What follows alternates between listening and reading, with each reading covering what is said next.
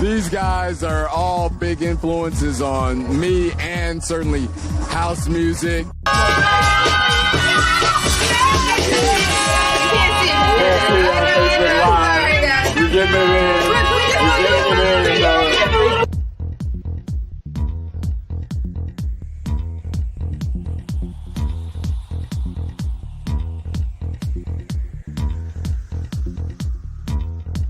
So let's go on that. I want to talk a little bit about each of your illustrious careers, because you guys have done a lot. All three of you have done amazing, have had amazing contributions to what we call house music. This is the Vintage House Show. And so part of what that is about is celebration and preservation. This is Lawrence Braining, but the celebration and preservation of Chicago house legends and Chicago house music. And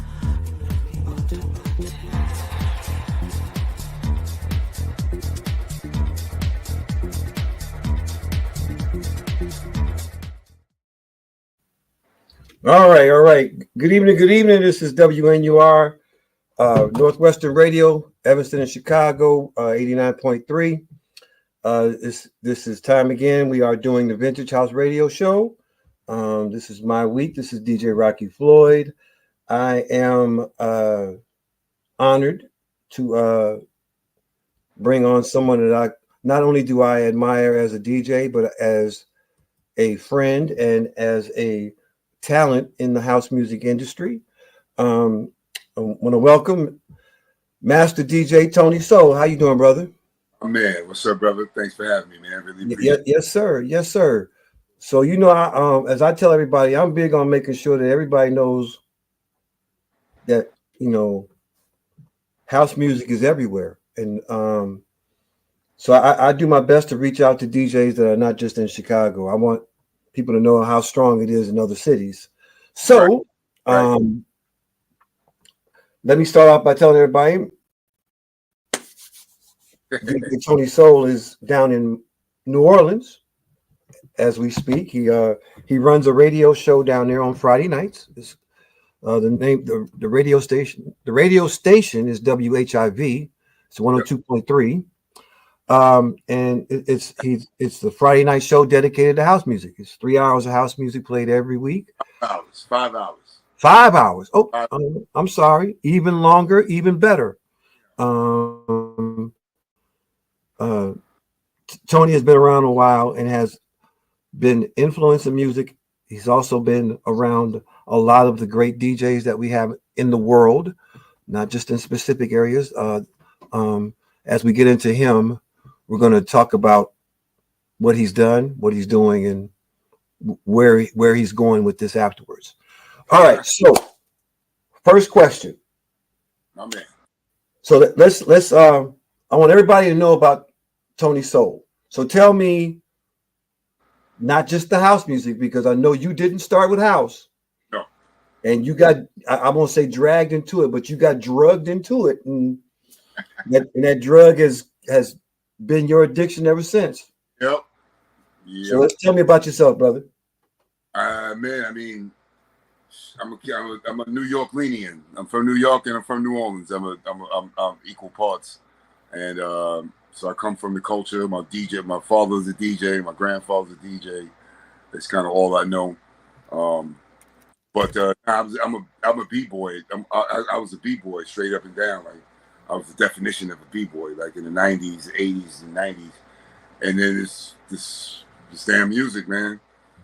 This damn music holding me, man. I mean, I've been DJing since 1979, but I mean, it was always hip hop and R&B and reggae, whatnot, the basics.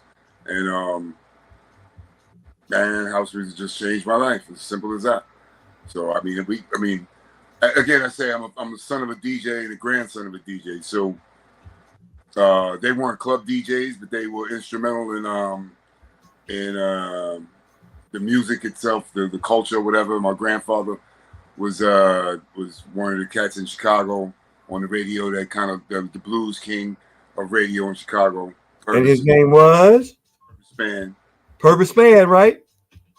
Yeah. Oh no, everybody knows that's a Chicago DJ legend. So that's what I'm saying. Everybody needs to know. So I mean, the music has been around you forever. And then in one way, shape, or form. Yeah, before I even had a chance to make a decision about it, it was always this is what it was going to be.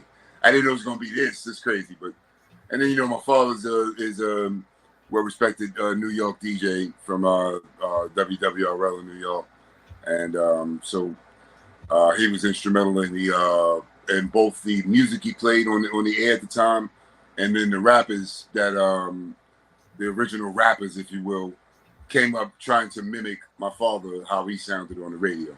Okay. So having that kind of background, I mean, it really wasn't a choice of what I was going to end up doing. I think I stopped DJing for maybe 3 years when I got married to try to hone in on my family life and make some real bread that I thought, well, San Francisco ate up all my money, but trying to take care of the family and not be in the clubs. Maybe 3 years I stopped, and then being in San Francisco, man, which has such a great house music scene, really it just brought me back into DJ like that. Like I got to be a part of this. I got to be a part of this. I got to. That changed my life for better and for worse. Pardon me. For better and for worse, it changed my life because it ain't been all roses. It's been a challenge, but right. this beautiful thing we call house music. Once you in, you can't stop. It is what it is. Okay, so so basically, we know for sure that your early music influences, of course, it's generational for you.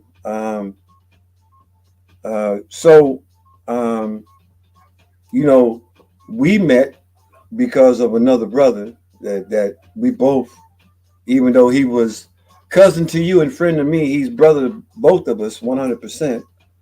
And I think a lot of people, especially here in Chicago, because of his movement from Chicago, tend to forget about him a lot. And but he was very influential in the culture here.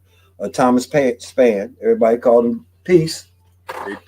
Yep. And so tell me what the family called him.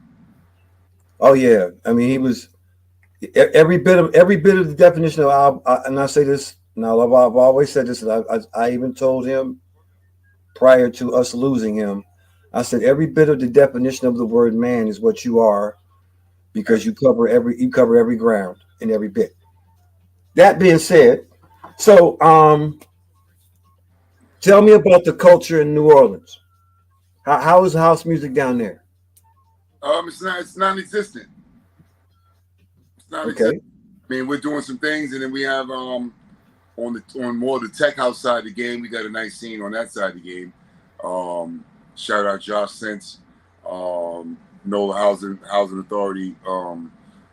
There's that side of the game, but soulful house music and house music proper, if you will, it's not here. We're doing some great things. We on the radio and stuff. We play. DJ IV is on Thursday nights on 102.3. I'm on Friday and Saturday nights. Friday nights I play 5 hours, and then Saturday nights we do old school and house. So okay. And we do we're doing parties and stuff, man. But it's really an uphill. It's really an uphill battle, and so it's a challenge that I think I'm partially moved here for. When I was on the road years ago and had the opportunity to be around so many different dynamic house music scenes, whether it be in Europe or Africa or even here in the States, my mind was set that I'm coming back here and I'm going to New Orleans. New Orleans is absolutely the most musical city on earth. I mean, there's no city that even compares to this place when it comes to musicianship, when it comes to soul, when it comes to flavor, when it comes to just, this is it. This is the end all be all when it comes to music. So you got musicians just walking around. I just yesterday, this dude just walking down the street playing the trumpet. Like, it just be happening out here. Just bands, second line, just what we call second line, which is a march of a band playing this New Orleans sound of music, which is indigenous culture, Black indigenous culture here. There's no place like it. So I kind of feel like I'm on a mission that to bring the most musical city into the biggest music on earth. This beautiful thing we call house music is probably the biggest. It's like soccer. It's like, it's the biggest music in the world, except for America. Right. The difference is we created this music. Right. We didn't create. I don't know the history of soccer, but I don't think we created soccer. But we created this. I mean, we can get into we can have that conversation, but we created through the streets of Chicago, the streets of New York, Baltimore, New Jersey. This music was born, and it's our music. Right. But then New Orleans is just the most musical place by far. So I figured that my goal would be to connect New Orleans musicians with this music, which is what I'm currently working on now. So okay. Yeah, so that's where I'm at with it in terms of understanding New Orleans. I mean, you're never gonna be in another place like this. Like it's almost stupid. It don't make sense. Just how musical this place is. It's nonstop. So I'm all right. So you know what, you touched on something. So because one of the things that I have always admired you is that I mean, you're a world traveler. I mean, you have played in places that I would actually totally literally dream of. I mean, and again, a lot of people, it's to be who you are, to me, and to see what you do, and the way you do it is amazing. So when I tell you about this gentleman right here, I'm gonna tell you right now, off the top of your head, outside the United States, give me 5 cities you played in. Oh, okay. Outside the United States, Yep. Barcelona, Rome, Casablanca. My first place I played in Europe was Lausanne in Switzerland, which is amazing. That was, it was a great intro. Istanbul or Athens. Okay. See, so I said 5. when I say, because that's why I say when I say you're a world traveler, you brought the culture to multiple cities, and you blessed them with what we do here. And hey man, they do it there though. They wasn't they oh no, I get it. No, I get it. But what I'm saying is, for people who are outside of the country listening to our music, of course they're doing it as well. But again, having someone from the culture where it started from to go there and bless decks. Oh yeah, for sure. It's way more impressionable, because people could say, you know what, hey, blah blah blah, hey, I've been playing house music, I love it, by Tony Soul forever. But guess what?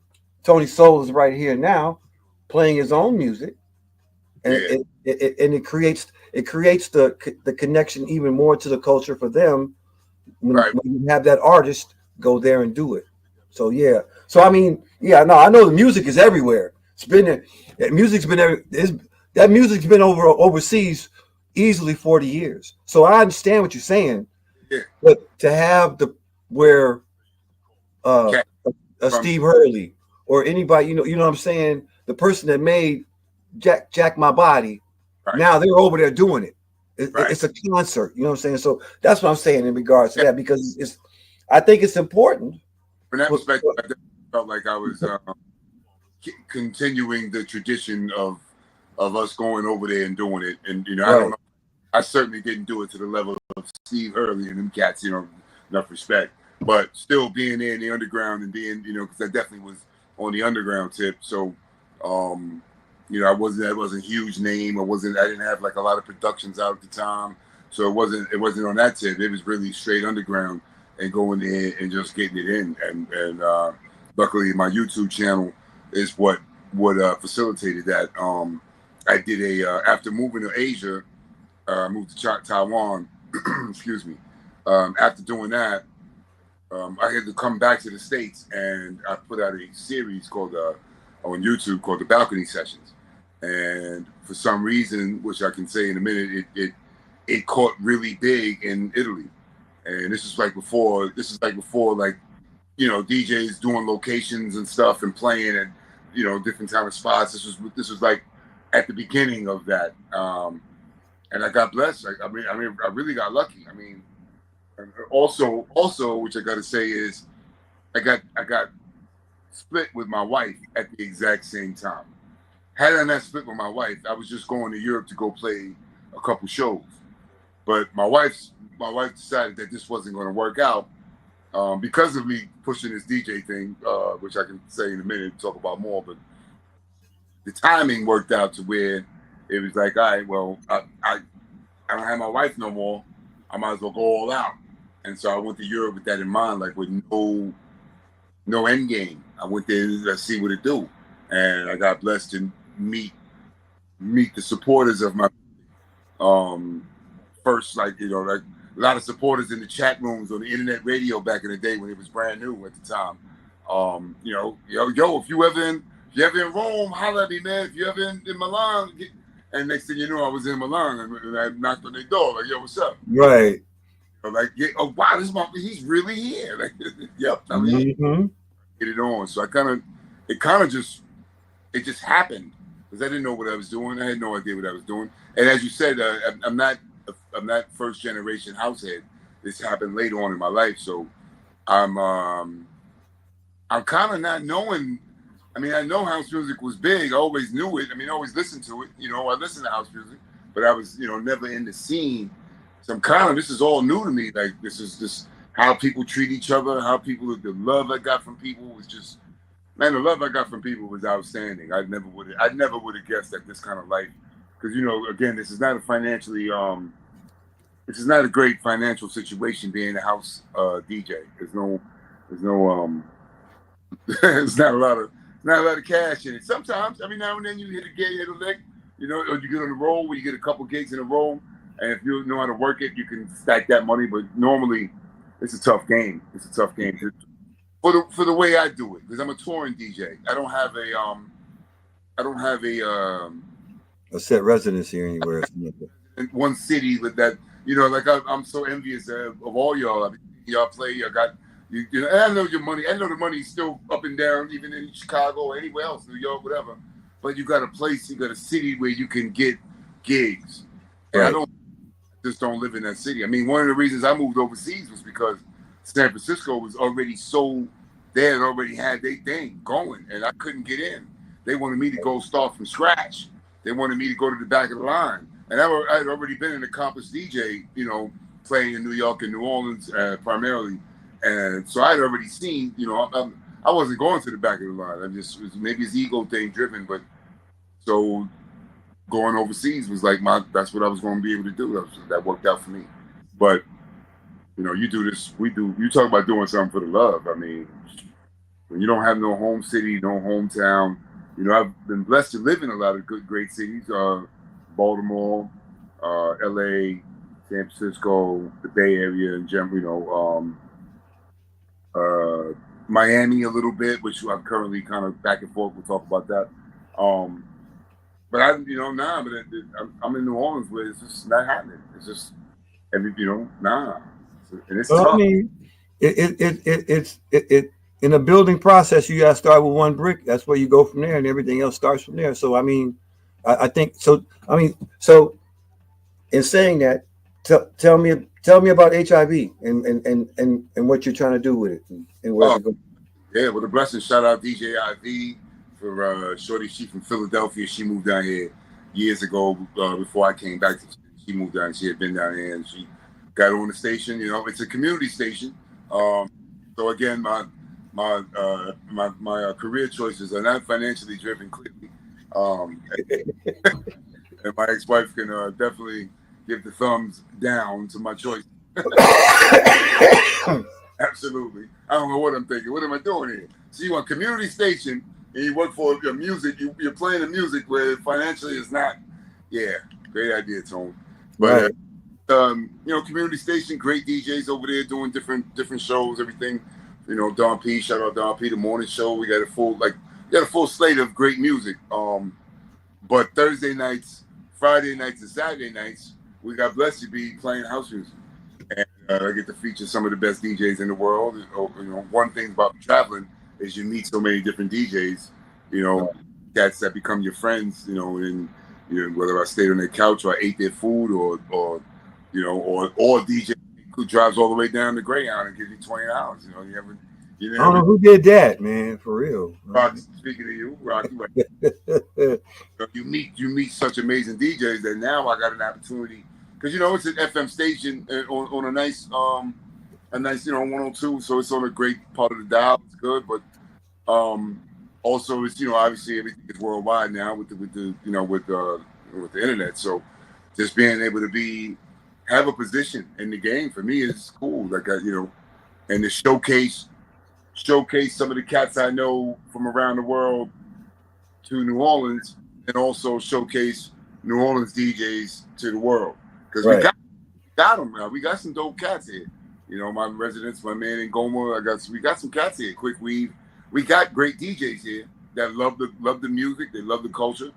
Pablo Z, my man DJ Wick. But we don't have many venues to play out of, and so it's tough. So to be able to give a little shine, right? Well, like I said, one brick at a time. So this is one brick, brother. So you know what I'm saying. I mean, who knows? Maybe next year about this time, Tony Soul is the main dude on the radio, and he's got all these big events going on, and he's bringing in all these DJs from around the world. I mean, man, like I said, it's just one brick at a time. So yeah, when I have Louis Vega in the French Quarter, that's when I know that's man, for real, yeah. You get Vega in the French Quarter. We got a party going on in the French Quarter. Yeah. Matter of fact, hey, you know what? Matter of fact, since Mr. Coffee turned out Madison Square Garden, maybe Mr. Coffee might be able to turn out the Silverdome. You know what I'm saying? I mean, Superdome, my fault. Yeah, you know what I'm saying? So it can happen. But again, it may start with you. So yeah. Oh, I firmly believe it will start with me. I firmly believe that I am here. That's my mission. That's what I'm here for. That's why I'm here. So I almost have no doubt, but it's going to take some work. It's going to take some, because here's the thing about New Orleans. New Orleans has such a deep-rooted musical culture already that they're already doing their own thing. So the only way that you can really impress the locals here is by New Orleans being involved. So say for instance, we have our great musicians, whether it's Curry Ruffins or Trombone Shorty or one of the Indian music we do here. And when I say Indian, I mean Black indigenous music here. They have to be involved. Right. One thing I'm working on, one of the main things I'm working on is getting New Orleans musicians aligned with some of the house music producers from around the world. So I'm trying to get Louis Vega playing, or not even Louis Vega. Let's go, my cats, my guys like CL Assad, or getting Ramsey or Ed Ramsey, or cats I know in the game to sing on New Orleans stuff, or getting New Orleans musicians to play on the music. And let's come our own kind of sub sound, like our piano. No, so they know that it's New Orleans culture. I got you. Yeah, 100%. Has to be local. Has to be localized. So that's what I'm working on now.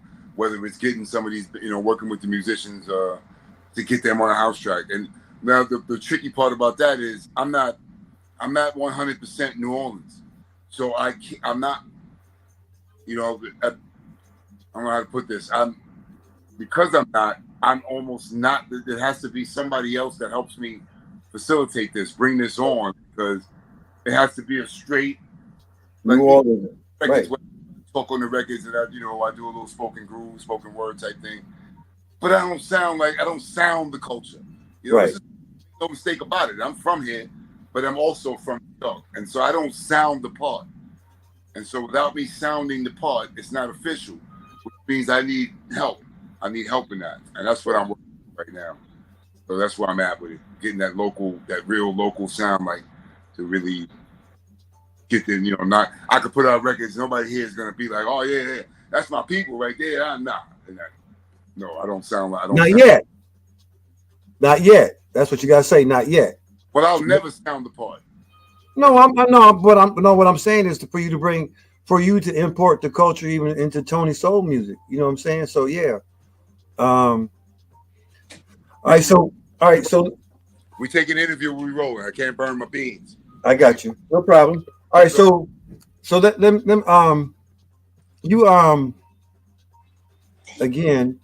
You've had the music all around. You've had music around you your whole life, because that's just facts. Where do you see where do you see how do you see house music, the culture as it sits right now? Globally, Yeah, globally. I think we're not connecting with the youth. I think we're missing the mark on connecting with the youth. Okay. So how do we fix that? Like in cities especially legacy cities like Chicago, like Baltimore. I don't think we're connecting with the youth enough. All right. So how do we do that? I don't know. We said, hey, Tony, look, we're gonna work with the youth. We need your very best idea. How are we gonna do that? Oh man. As I come out of the darkness into we in New Orleans, we cooking red beans on Mondays. So I gotta check on my beans. Okay. Man, I think through promoters doing specialized events where you can like personal events at the crib, like house parties, like the music, just intimate situations where as they come from youth into like young adulthood, really or adulthood or grown man stuff, to see the benefits of it, like club culture is dying across the board, regardless, like R&B, hip hop, whatever. That club culture is dying as well. So it's really just about personalizing it and showing them, being able to show them how cool it is to be able to, in an environment like there's an environment where you can hang out and there's some chicks and there's beautiful chicks and you ain't got to spend all the money, because like I said, the club culture is dying. Nobody wants to go with the sections and all of that, and so there's an opportunity there for us to grab them with that. I mean, there's still DJs. There's a youth movement with the house music scene with DJs, like they're in it, but I'm just not seeing it. And it's up to the promoters. I think it's up to the promoters to push that. I mean, it is like in a place like San Francisco, the Bay, they rocking. The youth is still, they everywhere. But they everywhere down there. They are everywhere down there. 100%. Being personal with the audience, and promoters can't be lazy. They got to really step their game up when it comes to how they throw the events and bring in what kind of people, what kind of DJs. Can't keep hiring the same old school DJs all the time. You got to hire your young cats that's out there reaching to the young cats, and then they'll get the youth to come on. But they always damn DJ. We see so over the last, I'll say that over the last 4 or 5 years, we've actually seen the culture influence some of the youth. We've had this DJ Amir. We have one here called DJ J Star. There's another personal favorite of mine, and his name is DJ 008. He gets a lot of he surprises a lot of people with the musical knowledge. Okay.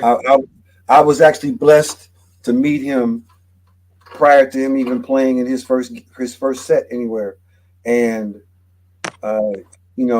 he was picking brains, so he's out there asking, what type of house should I go into, or and how do I do it, and just passing on the knowledge to him, and even not and again, I take no credit for this. So just the people that he talked to, you could see he listened and learned from, and he takes it and he runs with it. So I hear 100% for this culture to keep going, there's going to have to be some real strong influences from those generations. Not even the next generation, because we're in our 50s. The next generation is right, 40s. right, And it's nice to have them in it, but we need them. We need 15, 19, 20, right. 22-year-olds for them to get to our age and they're still honoring what was before them. So I agree 100%. Tough, tough thing to do. So I mean, it's big to see that. Absolutely.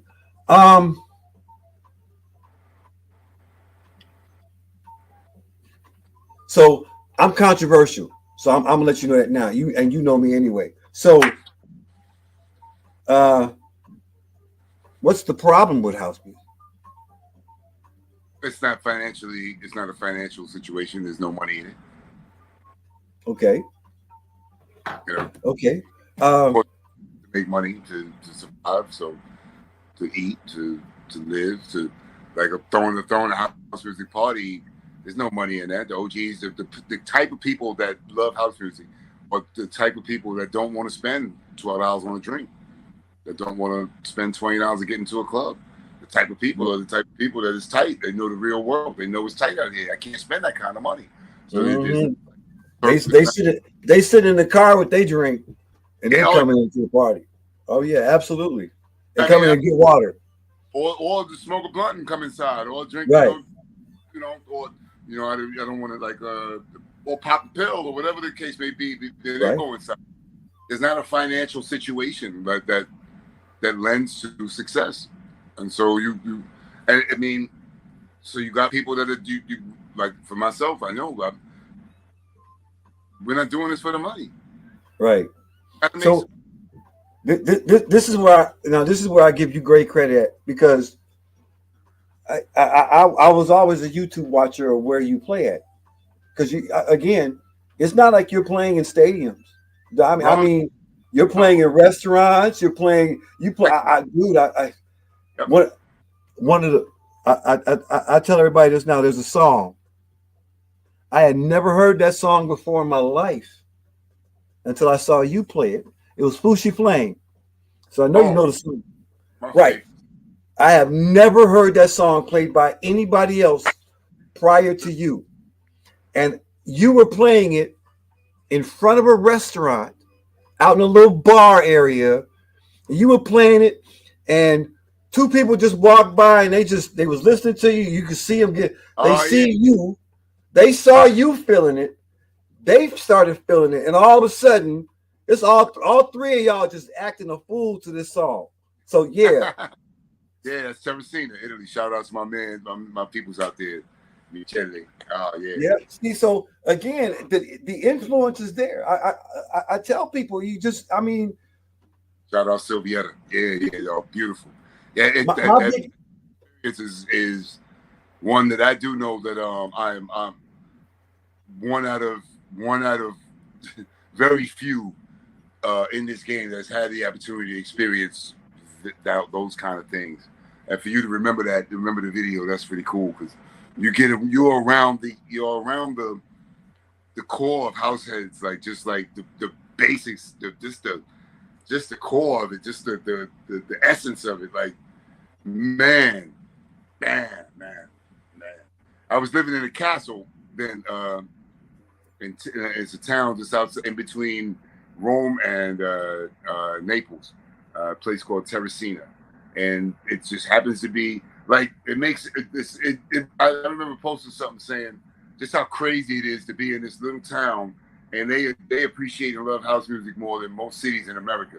It's crazy, like what they just love the music so much. And they like that actual place I was playing outside of a bar that I played a residency, but this time they had that square, the town square.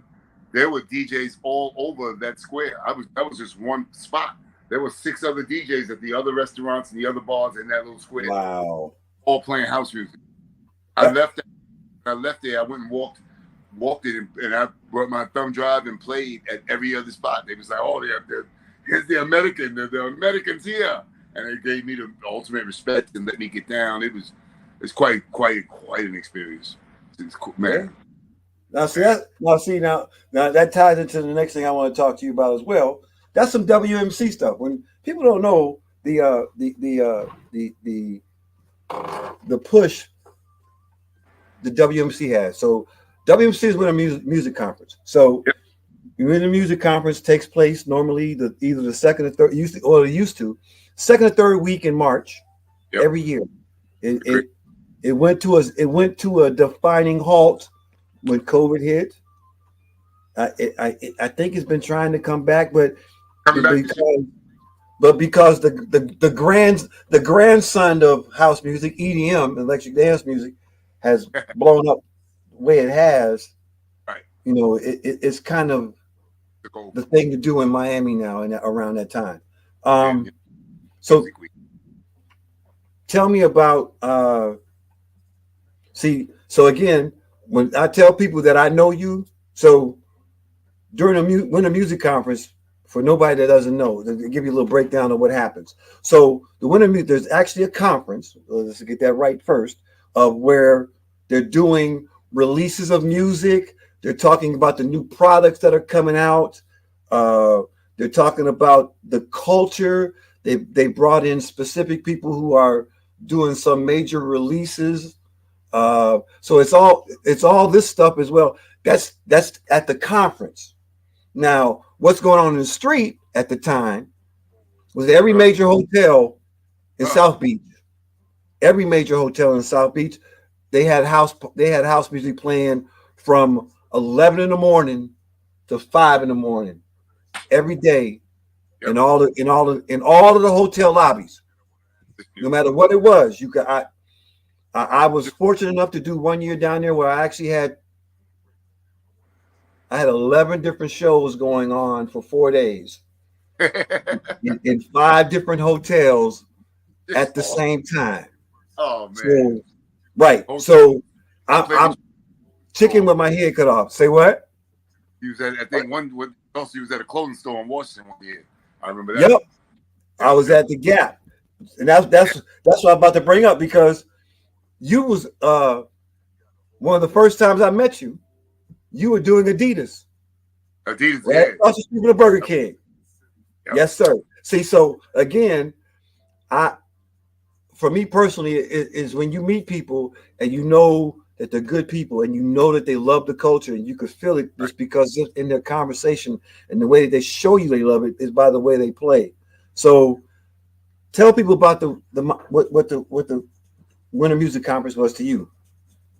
Well, I mean, we can't speak Winter Music Conference without speaking about DJ Peace again, because giving so many DJs from around the world who came in and from around the country a platform, a chance to show their stuff, get down. And I mean, I can't imagine a Winter Music Conference without DJ Peace, because he got those hotel lobbies, he got those parties at the different places that cats that they would never have a chance to play if it wasn't and be heard. If it wasn't that, I think that's the essence of house music to me. And Peace personifies what house music is, just that love of, yo, come through, we got you. Now, we ain't getting but a couple drink tickets, we ain't getting paid, but we coming down there to do it. Every now and then, it might happen, but then you might get tips. Like countless times I know I got just tips that saved my life. Like, I was out there, I was in Miami broke, coming back from Europe every year. I come back from Europe to visit, and come during the WMC. So it was tight, and having an opportunity to play in front of, because the cats that are levels above us, whatever, however you want to do that, cats that are the big time or whatever you want to say, got a chance to hear you, and more importantly, the people that came to the conference to hear the big time cats.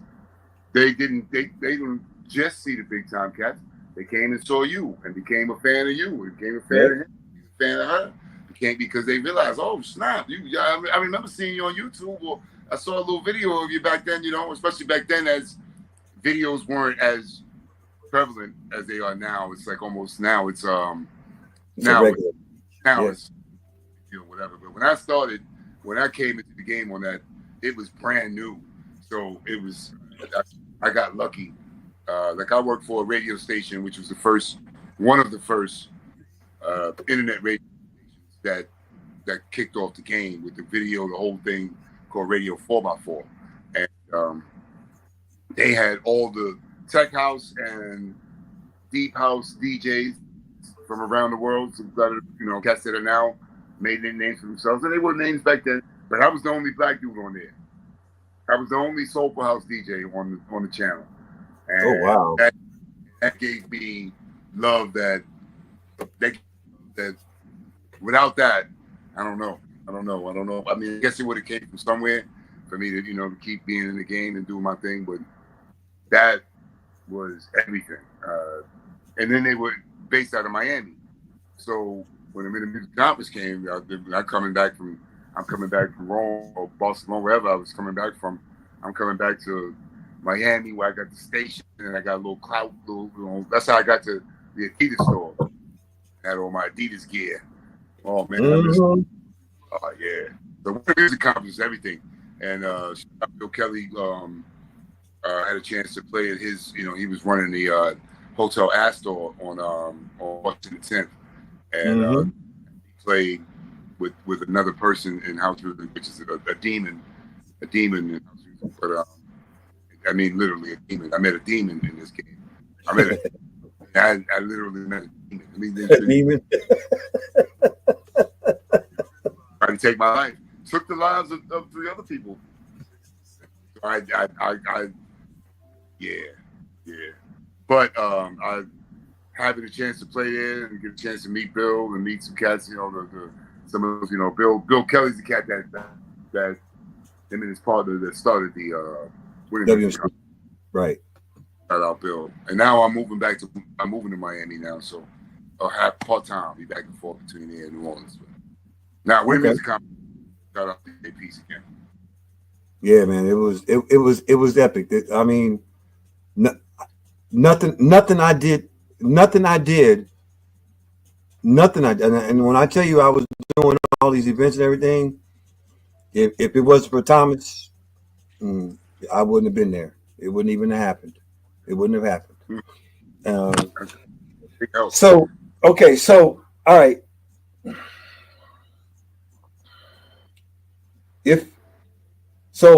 I know you're more soulful than anything else because I just know how you play and I've listened to you play, and even your. Oh no! Let me stop. Let me go back. No! I need to flip all of this. So, Tony Soul is a DJ, but Tony Soul is also a producer. He makes music. So, talk to me about that side. Tell me accomplishments for you in regards to music wise, and how that came to be for you. Out of necessity, and that's a good thing you bring that up, because I mean that's one of the things I don't like about the game is that you can only get so many gigs if you're not producing music. They're not booking you like that. Right. I mean, I'm a terror on the decks. I'm a beast, a straight dog. You understand what I'm saying? Like, but it don't matter if you ain't putting out no music. It just don't matter. So, I mean, I had to over years, and I still ain't there. I released 2 albums, but I released them independently. I haven't released them commercially.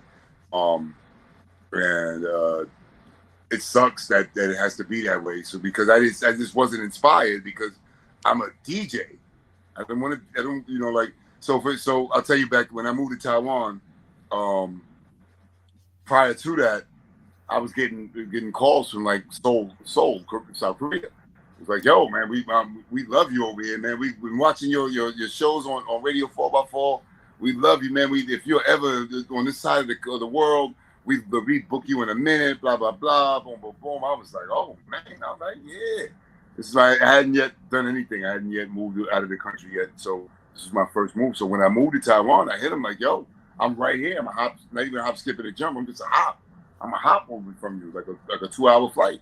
What's up? Let's do this. he was like, "Oh man, this is great. Oh, Tony Soul, you're in Asia, Southeast Asia. Let's get it. Let's do it." And so then he said, "Let me call to my boss, to the owner, set this up, let's get it going." His boss, he came back with an email a couple of weeks later and said, or a week later, and says, "Now we can't book you because," he said, "Joe, can you send me your light source and your Beatport link?" And I was like, "Nah, I ain't got that." And then a couple of days later, they hit me like, "Oh, yeah, see, my boss is like, yo, if you ain't music out, but you love me and you love what I was doing, and I rock the decks. Ain't that what you hired me for? To rock them decks, to get busy on them decks and rock your club." But because they didn't have music out, they rescinded the offer. They didn't want to bring me out. So wake up call. Usually the DJ that comes from the States over there they want them to perform and DJ. Right. You got, yeah, right. You know what I'm saying? You gotta have something, like, you know what I'm saying? Like, so it makes it hard. And this is one of the things you was talking about before. It makes it hard because there are 10 million basketball players that was better than Michael Jordan. Right. But because they didn't get the opportunity, because they didn't showcase themselves in a way they needed to showcase themselves, they don't know about it. Same thing with DJs. Right. I can easily tell you there's 70,000 DJs that will never see the spotlight of day because they don't make records, or they don't produce records, they don't do edits, they don't do anything other than sit there and blend one song to the other. And that's it. And even though this is the truest essence of what we're doing, they don't want to see that. They want to see you perform. You gotta get out there and you gotta have something. Show me your whole records. Give me a list of them, this, that, and the other. So I don't think the people care. I think this is a promotion thing from promoters, lazy promoters who feel like they have to get somebody that's got such a name that they don't have to do the work of getting the people to convincing the people to come to their party. Because if you can get the real promoters from the 90s, 80s, and 90s, what I remember is cats that, in the 2000s even, cats that the people came because they trusted the promoter to give them top-notch entertainment, whether it be the dopest DJ that you never heard of or the dopest DJ that you have heard of. But they know that they trust that promoter to bring them fly stuff all the time. Whereas now the promoter is just like, nah, we're booking people that we know are already established and they got their name, and we know we can count on 30,000 or 3,000 or 300 people coming because of their name, and not where back in the day they were coming because the promoter was. I know because I was one in New Orleans, and we brought in top-notch entertainment to the people, and they trusted us to bring whatever. If Sleeping Giant, which was the name of our company back then, if Sleeping Giant throwing the party, we know the entertainment's going to be fly. We don't even have to know who it is, because we know the promoter is the star that brings you top-notch every time. Whereas now promoters get lazy; they just want to bring you. They just bringing you what we know will sell. We know will sell because he's already sold X amount of units, or he's already that guy. Hot and popular. He's already popular. All I got. Yep. Right. Hot and popular. Right. And you don't know who it is, but you know you're gonna leave the joint like, oh man, who was that? Mm-hmm. So it's almost the same way as like dating. Whereas back in the day, you would think of it as, you get with a woman, the woman gets with a man, and they build together. And they build the same way promoters build with their audience together as youth, and they come up together and they build. Whereas now, ain't none of that. You meet with a woman now, you gotta have that paper right now. Yeah, we can't deal with no building. We in our 50s. I ain't courting you. You're right. I feel you. Yeah, absolutely. You already know what you want. So hey, this is what I got. If it ain't hot enough, I understand. I feel you. So different so with you being with you touring the world and everything, because this is what I want to do. I'm going to ask you this because if there's a way that we're going to do this and we're going to keep it going. Well, not even just keep it going. Build connections, because I think that's even better. Build connections. So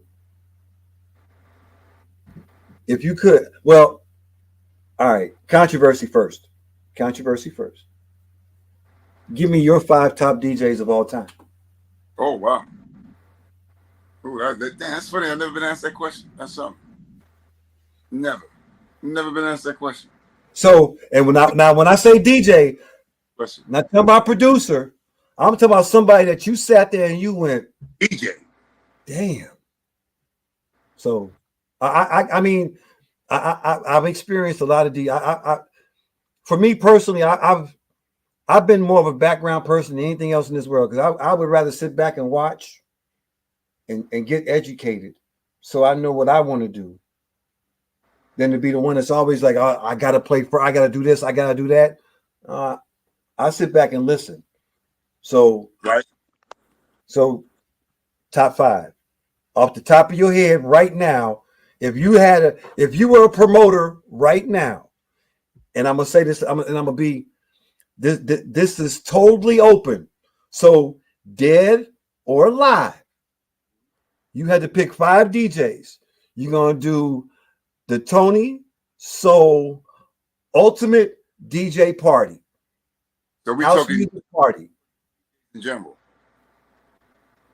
Pick 5. Okay. I mean, number one, first and foremost, is Jazzy Jeff. Period. Like, he's just him. He's him. Derek May. Ooh. Derek May is my personal favorite. Ooh, I haven't heard that name in a minute. Oh man, okay. The way he worked in faders, the way he worked that man. I play like him because of watching him. Hours and hours of watching, studying him. He's one of the DJs I actually study. Carl Cox, what he does with them tracks, with how he turns, just what it just. Banger. You say like banger. House DJ, but I really, really love playing tech house. I really, really love that joint. That's mine. Soulful House is easier. I mean, it's just the grooves. It's the blending of it is dope. The blending of tech house where you're turning 4-track into just whatever you want to make it is just, with Soulful House, you gotta kind of like you gotta let that part breathe. And, there's times you breathe, whereas in tech house, nah, it's all on you. So I gotta go call Derek May, obviously for being, the original techno DJ.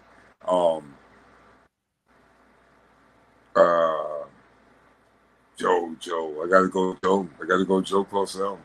Okay. Joe. Yeah, Joe. He don't care. He's almost like, are you looking at the crowd? Like he's on his own thing. He be on his own thing. And I'm gonna shock you with this one because I'm gonna lead you to questions I know you're gonna give me. I know you're gonna give me the business in a minute. But I gotta go to Ron Hardy. Okay. I gotta go election. And that was the tie between Ron and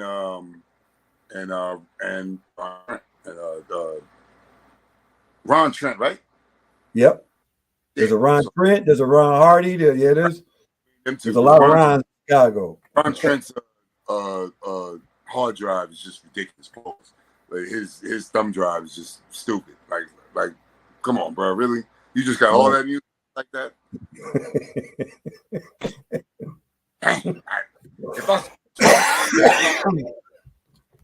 I might get at him. Yo, run that, son. Right? Yeah. I go to Brooklyn and moved to New York and did that whole Chicago to New York thing. I admire that. It's kind of And hey, I know you said 5. Well, I mean, you hit me with that is 5. You hit me with Joe, Ron, Derek. Who else? Joe, Ron, Derek, and Jazzy Jeff. Jazzy Jeff. I thought there was another one. No, okay. Joe, Ron. I mean, it's cool. I mean, no. I mean, because my question, cause the reason why I ask you that is because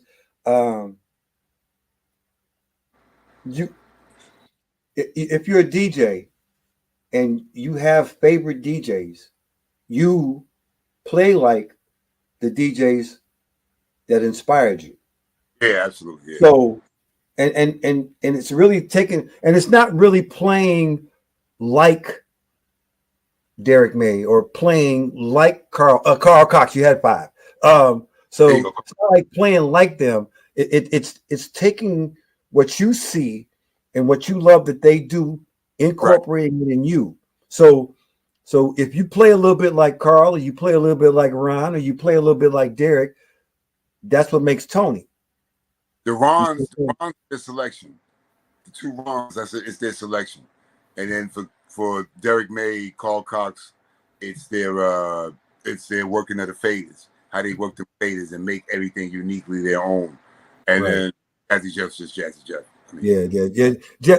Jeff don't even get a classification. It's just Jeff. For real. Jeff. I mean, he's probably the,